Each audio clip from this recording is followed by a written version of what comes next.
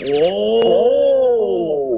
Yep, yep, yep, yep, yep, yep, yep, yep, yep, yep, yep, yep, yep, yep. Oh! Oh! Oh! Yep, yep, yep, yep, yep, yep, yep, yep, yep, yep, yep, yep. Oh! Yep, yep, yep, yep, yep, yep, yep, yep, yep, yep, yep, yep, yep, yep, yep. Uh-huh, uh-huh, uh-huh. Oh. Yep, yep. Yep, yep. Yep, yep. And this is the development of Windows ME in a nutshell.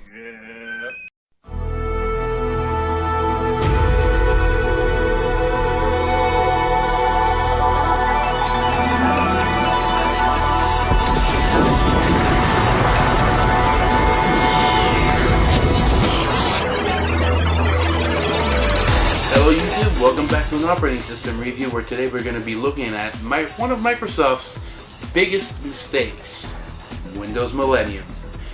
Sure, there's also Windows Vista, but a little shave wouldn't hurt to look polished and bloated for that operating system. So, without further ado, let's go ahead and give it a spin. So here we are. This is the big bitch that we call Windows Millennium Edition. Oh boy. Well, I did try to put DirectX. So yeah, this thing is not vanilla completely. Well, it is mostly vanilla. So we're gonna launch Internet Explorer, and yeah, we're gonna set up the wizard right to LAN. So you pass the wizard, and it's gonna crash. Well, this once was a web page. No, it's nothing. Let me see if we can go browse Google without having it crash on us. Oh, it actually does work. Normally it's supposed to crash, but it doesn't... crash! Okay, so now I'm reviewing it, so that thing is self-aware, so it won't crash. Oh, great. Anyways, there's this setup MSN Internet Access. If you remember back then, you could have this thing all set up and blah blah blah. So yeah. Go ahead with the settings and everything, but we're not going to go ahead and do that. Instead, I'm going to shift delete the fucking thing. Windows Media Player 7.1. So there was something supposed to show up here, but I don't think it'll happen now. It was the old days where multimedia was brand new, well, was becoming the big thing. So yeah, stuff like this was more or less common, really. Now there's only one thing I need to know. Does this still work? Nope. And of course, you even have the skin chooser, which you can basically, you can just apply skin and, yeah.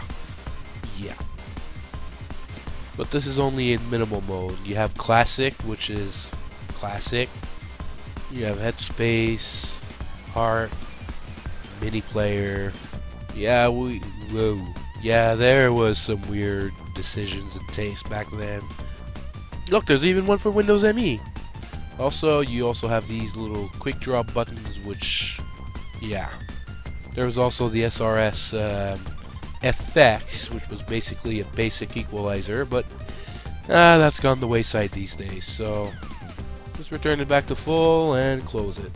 Outlook Express. Outlook Express was the built-in email reader back then, and now, well, you have to pretty much use Outlook, which comes in with Office. But anyways, you see here, welcome to Outlook Express 5, that always gets generated when you first install Windows, and that's how it sounds. That's how it looks, I should say. Excuse me. So yeah, so a stock Windows Millennium install will set you back around 680 megs. This is DirectX. I don't think that worked. Let's try it again. Could not find a file necessary for installation. Thanks for being vague. Oh look, update reminder. Click here to set up automatic updates for your computer. Yeah, sure, why not? Hey, look at that, it's complete. Anyways, this is your control panel, and look at that, it's really, yeah, basic. You even have the desktop themes that came with it. So this basically came with Windows 98 as well.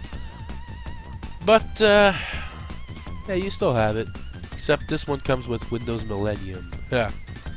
well, I'm not really gonna go ahead and apply that. That looks silly. So, but you also have the option of disabling that from changing the color, the font name. There you go.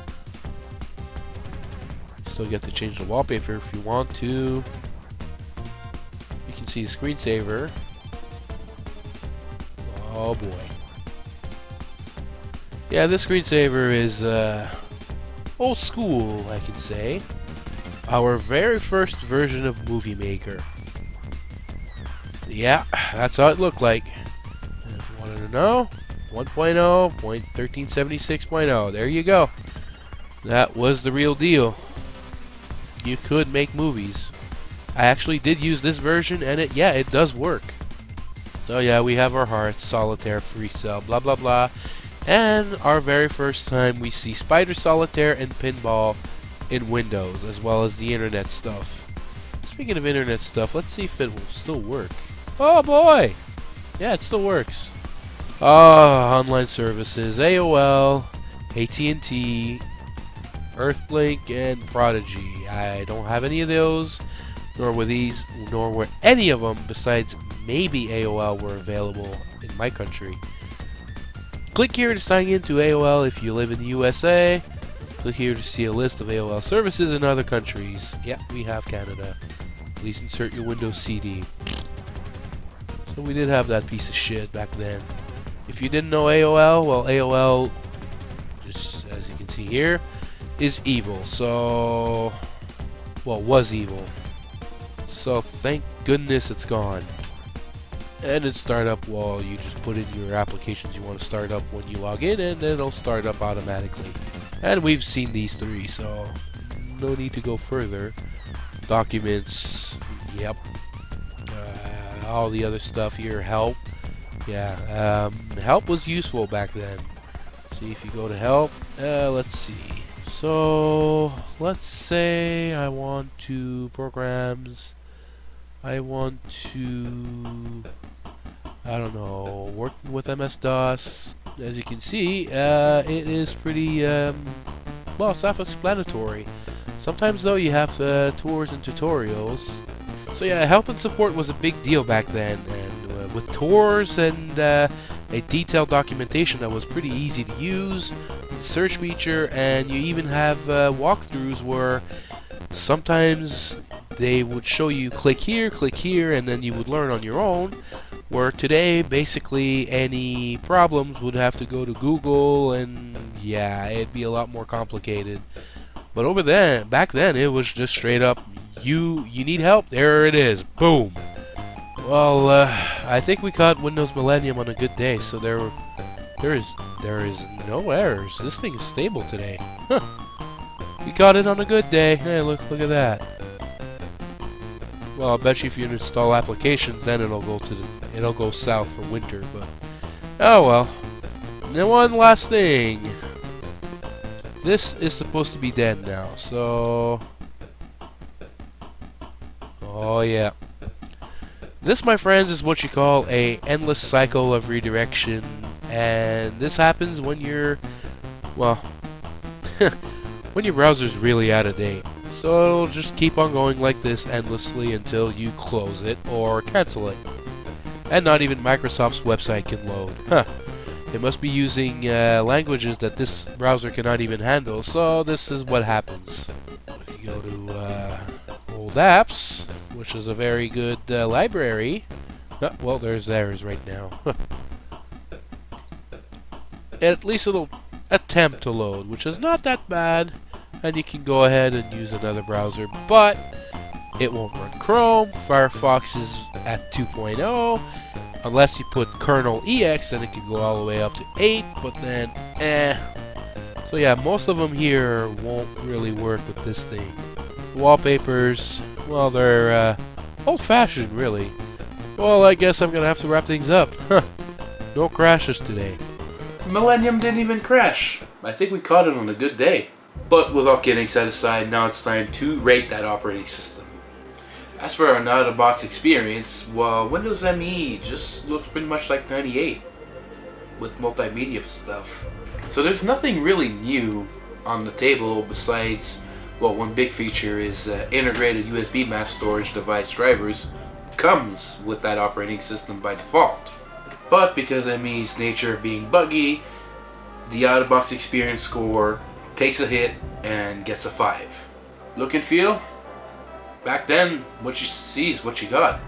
So, has help, has a lot of stuff, but back then it was pretty standard, and with Movie Maker to boot, along with Media Player and all that, so that would be a 7. The ease of use really takes a plunge because of the instability and the errors and all that. It is easy. It is okay to use. You know, it's not bad to use when it works.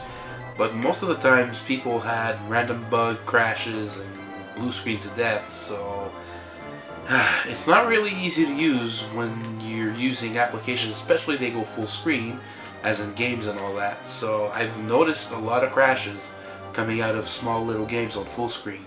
So with my past experience with ME, I have no choice but to put it at 3. And what's ironic is customizability. You can customize that thing, tweak UI. You can even have unsupported stuff like kernel EX and run software that wasn't really intended to run on that platform, and it'll work okay. Same thing with 98, and thanks to that, it scores 8. Well, despite many bugs, thanks to the look and feel and customizability, this operating system gets a 5.5 out of 10. 5.5 isn't that great of a score, if you ask me. And especially coming out of a big corporation like Microsoft, yeah. I mean, sure, I could have rated it 4.3, people would rate it 1 out of 10, but I've seen worse. ME, yeah, it's buggy as crap, but one way or another, you can still manage to get the job done on that. I mean, it doesn't crash every 2 seconds, you know? So, if you have any questions, comments, anything I've overlooked or not looked at this particular operating system, or have stories you'd like to share about Windows Millennium, please feel free to leave a comment down below. Also, if you have any review requests you'd like to suggest, the comments down below is there for you to go nuts. And of course, until next time, stay bold and take care.